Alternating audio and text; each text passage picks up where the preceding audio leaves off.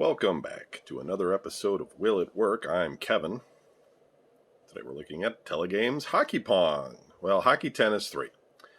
And I don't know what the deal is in the 70s. I think, though, what was going on, if I had to guess, with the Pong systems, is that, televisions and radios didn't really change very often, right? Televisions usually came in like two different sizes. There was like a large size, which was like a 27-inch, and then there was like a smaller, like more portable size that was probably around like 19 inches or something. And so in order to diversify, because these things were being sold for decades, right? Same with radio, right? Radios had, very few differences for a very long time. Yeah, we ended up, having records and cassette tapes and all that sort of stuff, and they would add VU meters and all these kinds of things, but there wasn't like a lot of digital discrete circuitry at that time to really do a lot of tricks. There were some things that had some bells and whistles. They tried some different things, but for the most part, it was all pretty much the same thing. You know what I mean? Like different manufacturers and all that, but pretty much kind of the same. So, in order to diversify, they usually dealt with style. They looked at things and said, "Hey, how am I going to make this more interesting for somebody to buy?" And so they would try and make different same size TV, same technology in the TV, but they would have it in a different box, a different wood box or later plastic, etc. They would they'd give it different accents and highlights and things. And, when they changed models, the technology didn't really change that much. I mean, television didn't change that. It wasn't that big of a deal between 73 and 74, 74 and 75. I mean, it was just kind of the same.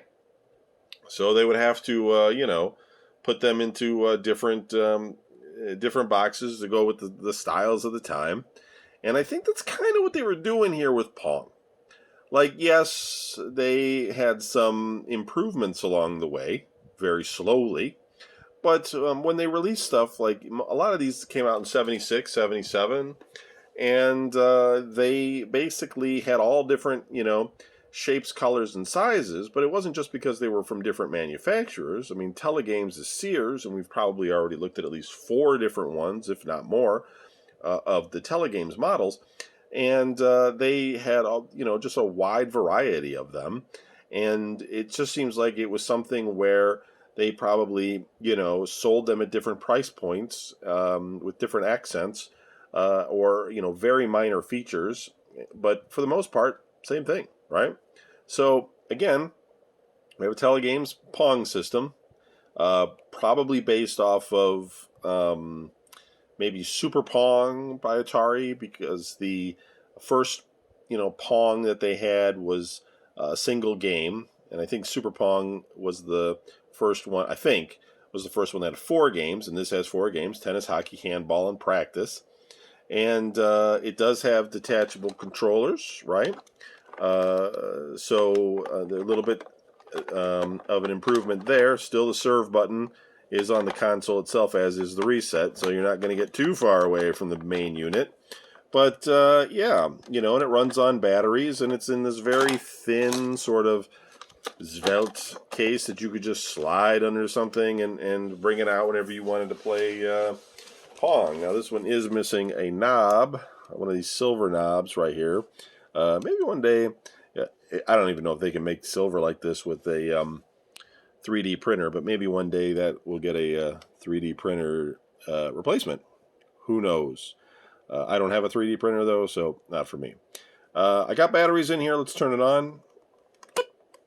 And as usual, sound comes out of the unit itself. So we'll switch over to the video side and see what kind of signal we get. Okay, welcome back. This is Telegames Hockey Tennis 3, and this is in hockey mode. And it looks like, let's do a reset here. So we got That one's going. And this one looks like the right control looks like it definitely needs some cleaning. I'm going very slow, and you can see it jumping. It looks like the contacts are probably needing some cleaner, but otherwise it looks like it works okay. Let's see. Then we got tennis. You know, it's serve. Haha. Oh. Oh, he scored on me, and I'm not even playing with my... Oh, what the hell? There, buddy. Let's look at handball.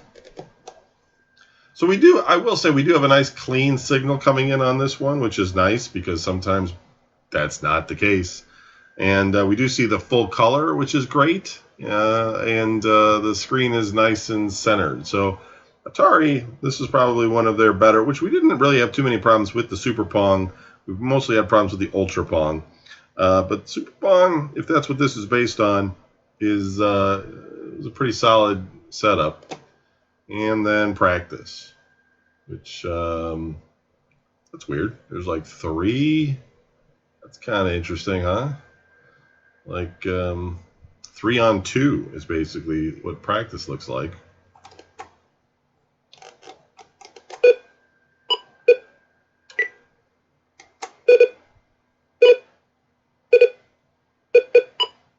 Oh my god, I'm going to lose to myself here. This is crazy. Let's turn serve on auto.